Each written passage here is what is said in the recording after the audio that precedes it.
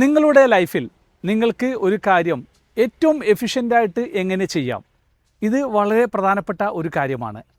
നിങ്ങൾ ഒരു കാര്യം എഫിഷ്യൻ്റായിട്ട് ചെയ്യണമെങ്കിൽ പ്രധാനമായിട്ട് ശ്രദ്ധിക്കേണ്ട കാര്യങ്ങൾ ഇവയാണ്. ഒന്ന്, നിങ്ങൾ നേരത്തെ ഉറങ്ങുക, അതേപോലെ തന്നെ നേരത്തെ എഴുന്നേൽക്കുക എന്നുള്ളതാണ്. ഇത് വളരെ പ്രധാനപ്പെട്ട ഒരു കാര്യമാണ്.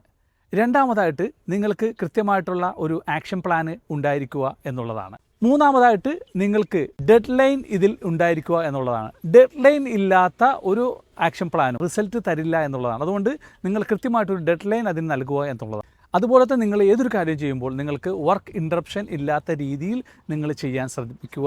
പിന്നെ വളരെ പ്രത്യേക ഏതൊരു വർക്ക് ചെയ്യുമ്പോഴും എത്രയും പെട്ടെന്ന് ഏറ്റവും ഫാസ്റ്റായിട്ട് തന്നെ ആ വർക്കുകൾ ചെയ്യാൻ ശ്രമിക്കുക എന്നുള്ളതാണ്.